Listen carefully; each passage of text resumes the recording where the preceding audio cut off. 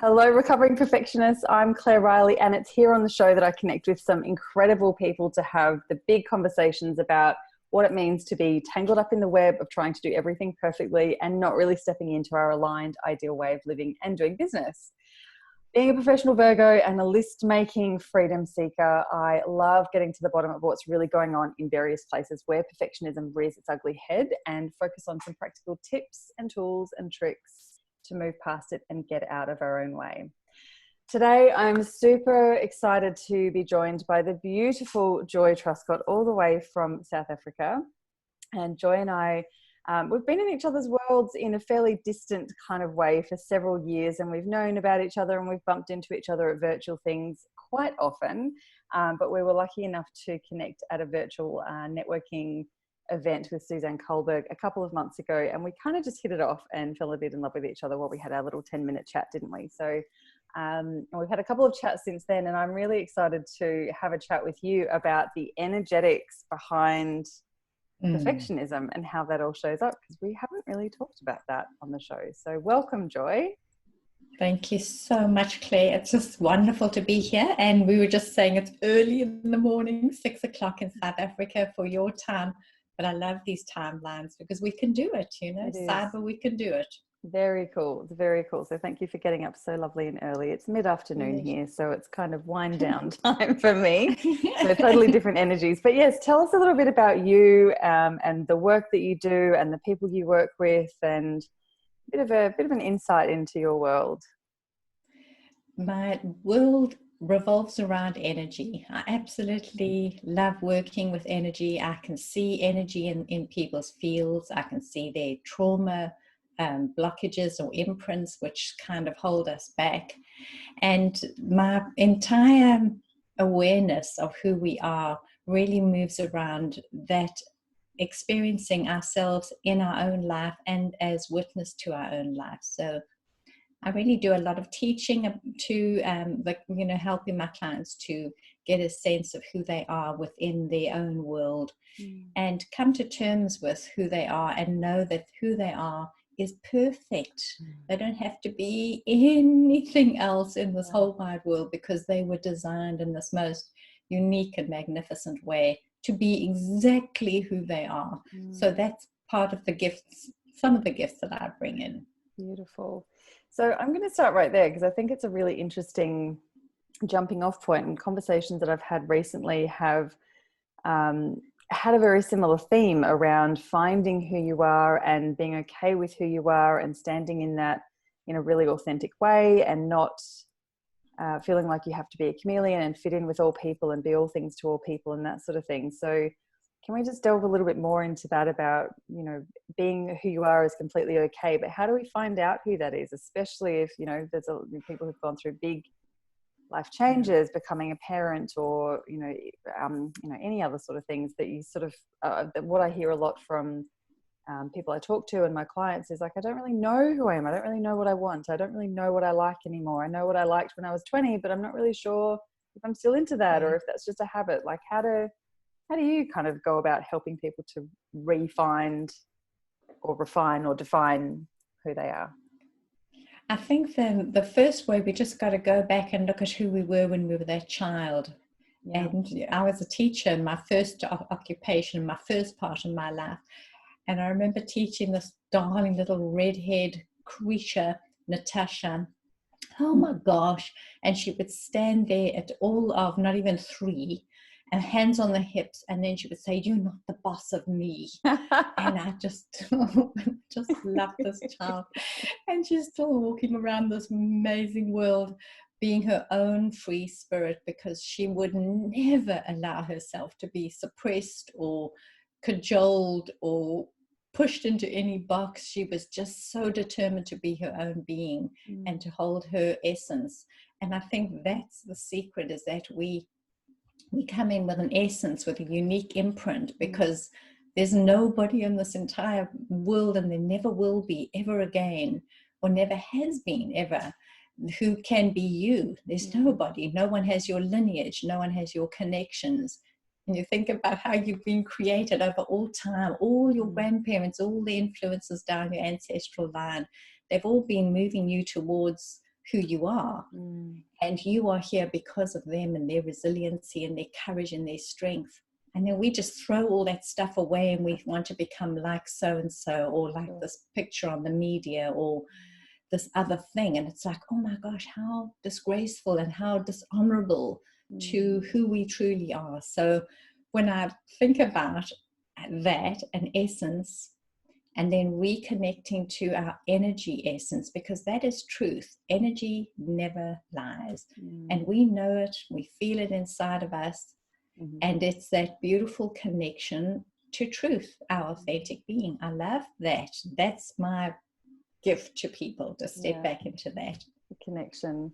It's such an interesting thing. And I was speaking to someone recently again about this, that in the last few years, I personally feel like I've reconnected with a lot of that. And it's a little bit scary sometimes, because you reconnect with it and you can't unsee the gaps. You can't unsee what, you know, where you feel like you want to be, or the way that you want to be living your life, or the relationships you want to be having.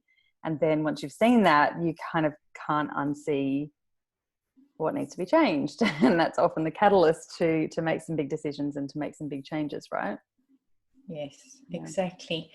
And that little gap, that little piece in there, that little desire for you to have been better or to have shown up in a better way, that's where we drop our energy vortex, right there, because we fill ourselves with shame and blame and guilt and regret and all of those and self-rejection, self-persecution, self-betrayal comes into that as well. So we fill ourselves up with all of that because there is a disappointment. But if we could understand what that disappointment is, then it's easier for us to come into that place of just saying, you know, that was the most amazing experience. And the person who brought it to me is the gift, and I received the gift for whatever unfolded. It truly was a gift. And if we can release our shame and blame, it would help enormously. But we go like, if we could, so how do we? And the real secret in that is to understand that the seeker within, there's like this desiring, this code that is being imprinted and embedded in our heart, so we'll never forget who we are. And there is this little code keeps awakening us, and it nudges us, and it says, never forget, seek this, desire this. And it's the desiring of our heart for perfection, for beauty, for high loving connections that calls us and moves us forward. If you think about it, that's always what we're doing. We're looking for these high, divine, delightful connections because we are trying to fully remember who we are, and who we are divine beings of light and love. There is no mistake about that. We are already perfect, but in this very distorted world with all the distortions around us, with all the pain and all the misery and all the heartache, it is so easy to forget who we are. And the reason we're having all these distortions is so that we can reaffirm to our being who we are. We can only know who we are because of contrast. So somehow we've got to have contrast in our life. And then we go, oh my gosh, my heart doesn't desire or seek that, because the perfect part of me, that perfect, authentic, light part of me seeks perfection, and I am perfection. And this is a distortion, and I no longer seek it. And if I choose, that's where the magic comes in. If I choose to move in the path of my heart's desire, that's when I find myself. I just feel like I need to take a big deep breath after that. It's so beautiful. It's such a beautiful thing to come like it, you know, if I bring it back to the typical perfectionism, which is embedded in fear of failure and fear of, you know, not pleasing the right people, or fear of success, because that would be scary as well, like all of those sorts of things. And some of the typical behaviors of people who are in that striving for perfection is that they don't stop to reward themselves, and they don't celebrate the wins, and they never get to perfection. So it's always kind of the whip that they can, you know, whip themselves with, sort of thing. And it's like that ties into what you were saying for me about, well, because it wasn't the actual, that's not the perfection that you were chasing anyway. The perfection is so much more inward rather than the output and the external validation and that sort of thing. Yes. Yeah, right. So where we go wrong here is because we want the other to make it perfect for us. Yeah.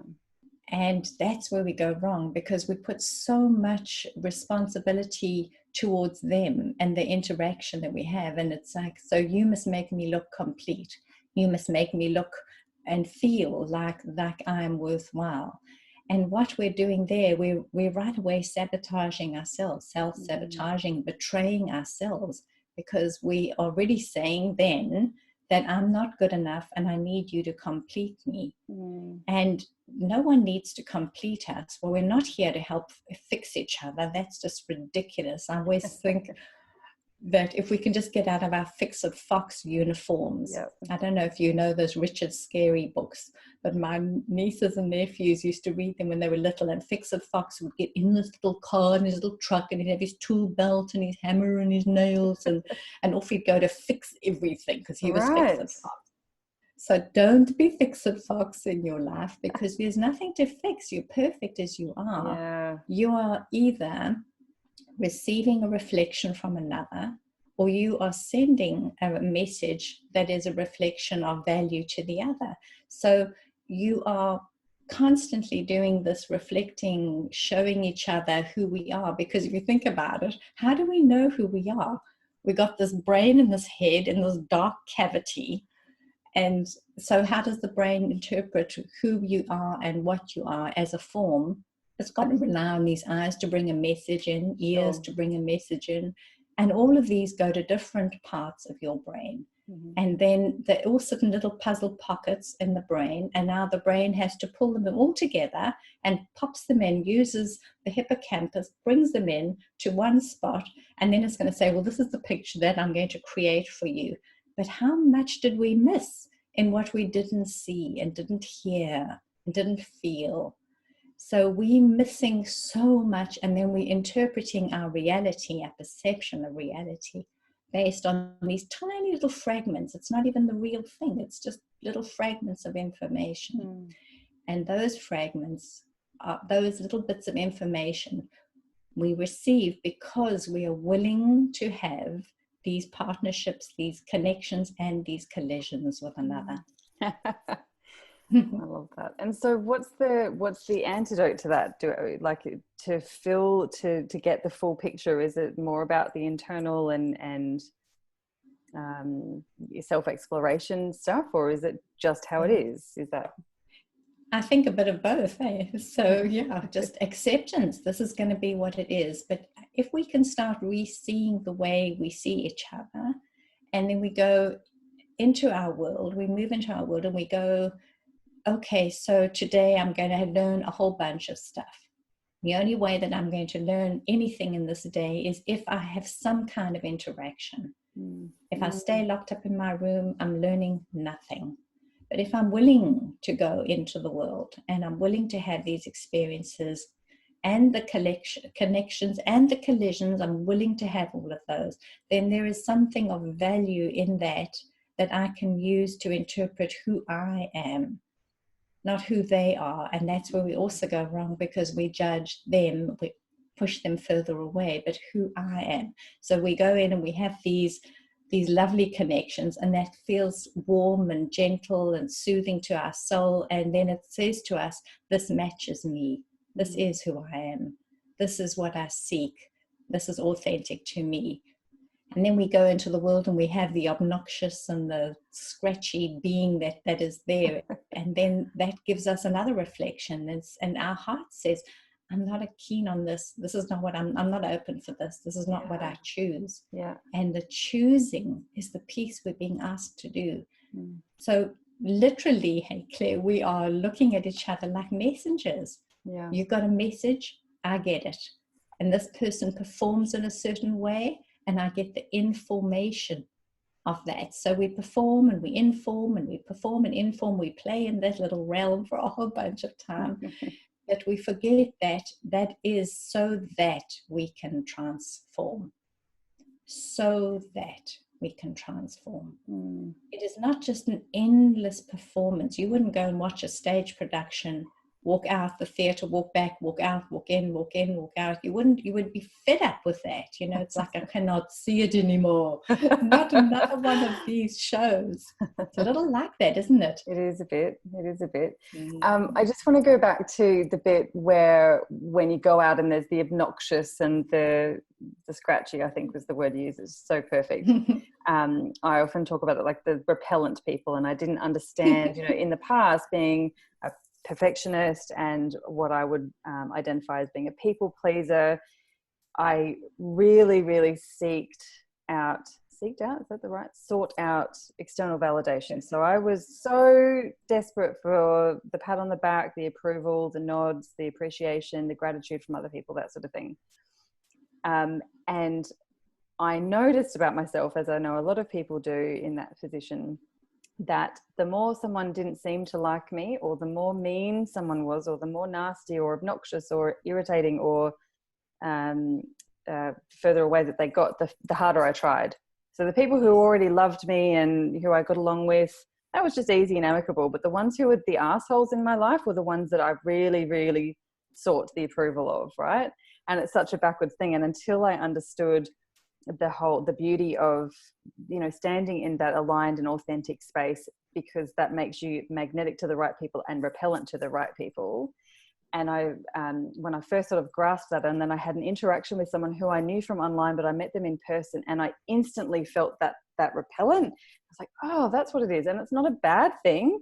It's just how it is. Cool. We can still be civil and have a chat and all of that sort of thing. But that's it. We don't need to go any further. And it was such a nice, I guess, self-awareness thing, just to go, oh, there's someone who I don't like, and they probably don't like me. And that's okay. Because I'd never done that before. I was like, they don't like me. Why don't they like me? I should find out why they don't like me. Maybe I've done something wrong. Maybe I've irritated them. I should definitely try and fix this. I should definitely try and try harder. And, you know, that sort of rubbish. But actually, that's what it's all about, because I could learn something to go. And, you know, sometimes when I come up with these things these days, I'm curious, like, why are we so repellent? But sometimes you just are, right? There doesn't have to be rhyme and reason about why. It just is a thing, and we can move on with our lives. They're not your peeps. They're just not. That's it. Simple as that. And so then we go like, but I'm not allowed to choose, because we were told that we weren't allowed to choose, that you've got to suffer to be beautiful. You made your bed, you lie in it. Cowboys don't cry. You know, all these delightful little sayings that our ancient ones passed down to us to condemn us and confine us and restrict us. So when you chose and you said, it's okay, it's perfectly okay for me not to be in that space, then you step out of that vortex energy that starts to drop, which is self-blame, shame. Yeah.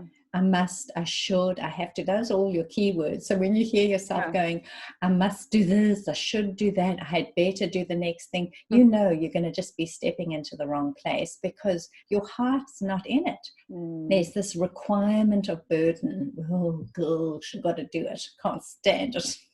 So what's your tips then, Joy? Well, when you start feeling like you're living in a place that's not the space you're supposed to be in, and you're doing the shoulds and the beating yourself up and all of that sort of thing, and when you are at least aware of that, a lot of people, especially women, are so entrenched in that their entire life is built around that. And you know, the idea of flicking a switch and doing everything completely aligned from the next day is unrealistic and impractical, really. And it needs to maybe be done a bit more gradually. But what are your tips for, I guess, finding the courage or getting started, or, you know, moving towards what it what you want it to look like, what it's supposed to look like in your, you know, authenticity? How do you do that? We can only ever work with ourselves. That is the first thing that we must understand. And we don't want to not be fix it fox. We can't fix the thing. We can't fix the relationship. We can't fix the person to fit in with us better. So we can only ever adjust into ourselves. And that's when we choose. We say, I'm this authentic being and this is what I choose. And then you step into that. once you do that, then you can start looking at the things that hurt and rattle and are nudging at you, and agree that they are nudging you for you to be the healer of that. And then what is it that must be healed? What is it in the signal that I'm getting from this other person, or this connection with whomever? What is it that is nudging me for me to pay attention to? Because I'm seeing it, because it's a wound in me. It's an energy of distortion in my own frame or my own network. And then I heal it in me. So I see amazing things happen when people come into alignment with their own energy system. When we release our traumas, our triggers, and we release all the points of our own pain, and we start to resonate with the higher vibrational frequency, we start to attract into our field those who are also of that frequency. But we don't know what to resonate into until we know what we don't want to resonate into. So that's really important. So then you're choosing. So you go into the choosing, you start to look at what triggers you, you start to breathe and release the pain. The energy release work is so fantastic. It's incredibly rapid. And it's no suffering and trauma and endless hours of counseling. My background is in clinical counseling. I've got all the masters and fabulous degrees and things like that. But that work is so slow. Oh my gosh, it's painful for me, never mind the person. Right. So energy release blocks all the blocks of your trauma, all the triggers of your pain.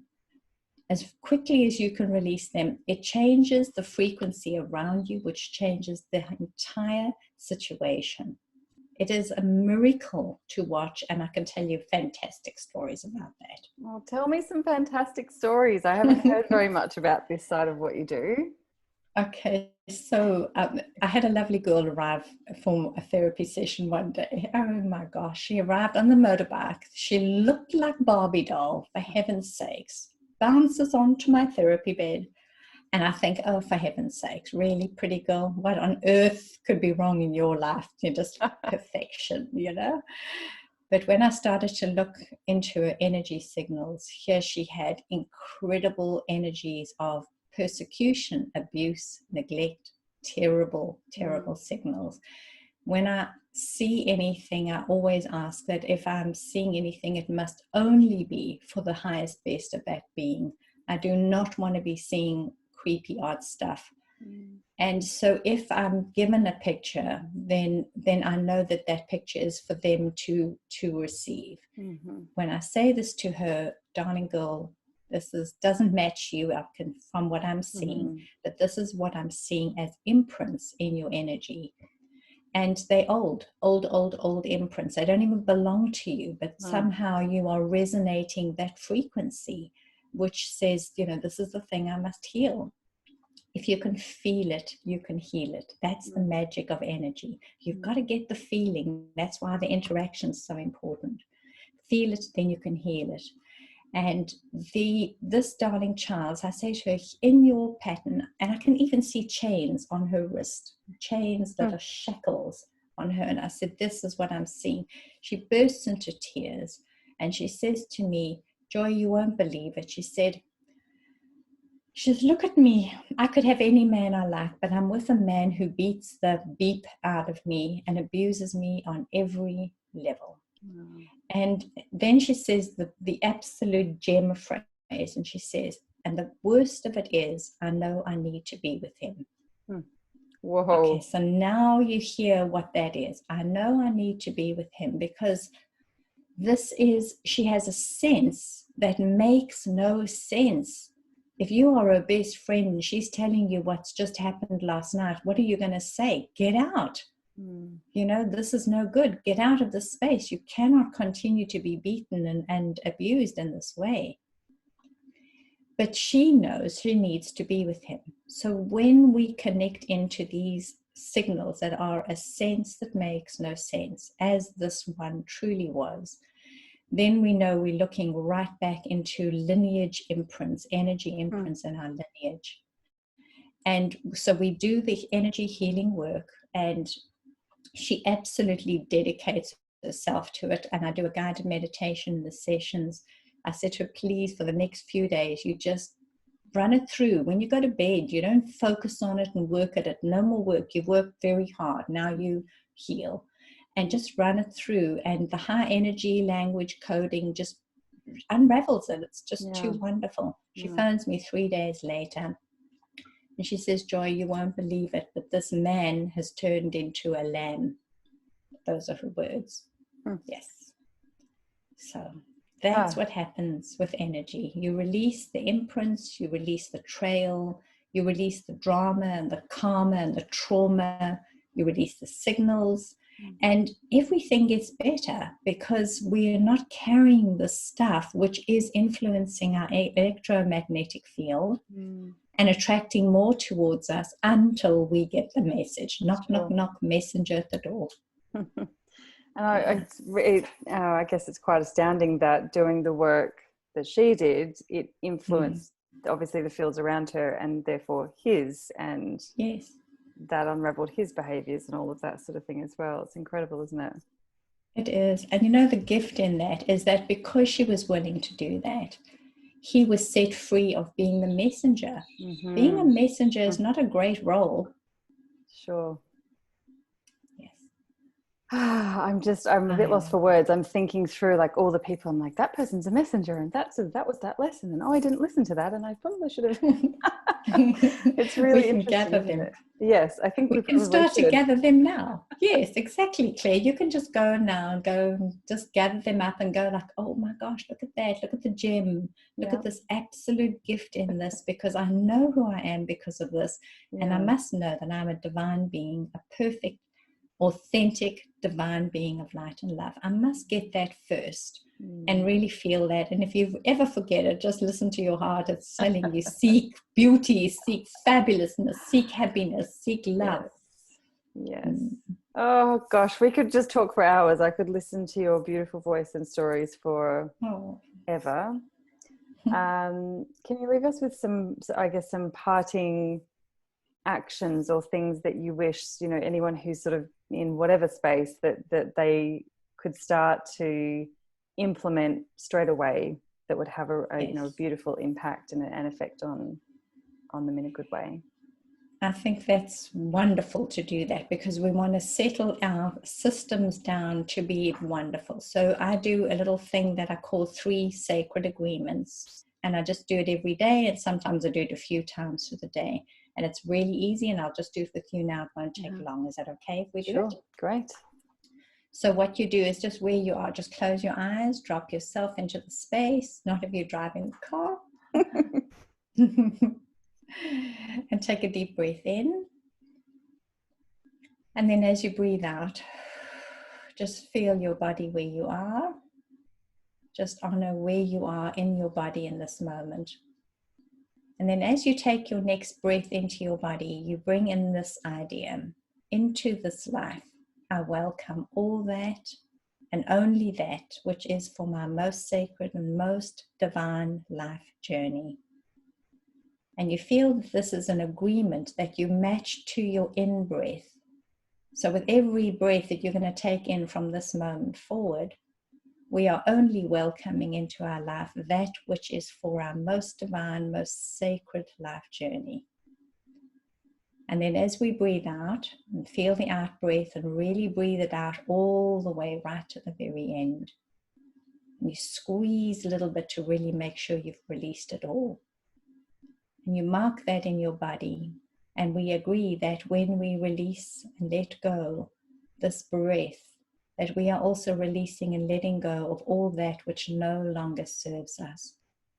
Through all time, through all fields, through all dimensions. I'm willing to release it. And we practice that and feel it now with our next out breath. An absolute willingness to completely and utterly release. And then the third sacred agreement is that as I live my life, I do it in agreement, in alignment with my higher self, that part of me that knows that I'm a divine being of light and love. And this beautiful human being that is traveling and taking this journey, connecting and colliding in all the wonderful ways. that I'm always in perfect alignment. And then I bring my hands together, honoring the left side of my body, which is my feminine, divine, creative, and the right side of my body, which is my masculine, activating, doing, pursuing. You feel the balance at your heart. Just feel that strength of your balance. You take a breath and drop back into your body fully and completely, and then open your eyes, and then you're back in the world. That's as simple as it is. It's an agreement. That's really lovely. Thank you. We've never done a live thing like that on here, so I'm really stoked that you were the one. That's really beautiful. I mean, we talk a lot about manifesting and getting into the, you know, the vibe that you want to be putting out and seeking in and that sort of thing. But I really love the ritual around a breath in and a breath out, and then the grounding. I really love anything to do with those sorts of rituals. And I must admit, the last couple of months, I've felt like something's a little bit off. You know, I don't feel as aligned and as high vibe as I was, say, 12 months ago. What's going on? And I notice, or a month ago or whatever. And it's always when I've dropped a meditation practice or a ritual, especially in the morning, where it's that setting up and intention setting energetically for the day, not just about my to-do list of what I've got to do. So that's a really beautiful reminder and a really easy kind of reset, I think. So thank you so much for sharing that with us. Such a pleasure, my darling Claire. And remember, you're breathing all the time. So once you encode it, it's running for you like a little background program. It's fabulous. I love it. It's a nice little hack. It is. Joy, it's a hack. I think everyone's going to be madly trying to find you, and we'll put your links in show notes and everything. But what's the easiest way for people to connect with you? Probably the easiest is just to get onto my website, because from there you can see who I am and feel if I align with you, and then you can we can connect in all wonderful ways. And there's masses of free resources. So my website is joytruscott.com. So easy peasy. Lovely. Thank you so much for coming on The Recovering Perfectionist, Joy. It was lovely. Always wonderful chatting with you, and I'm sure we'll do it again at some point. That would be fabulous, Claire. Thank you for you and your beautiful work, Claire. Thank you. Bye. Bye-bye, sweetie.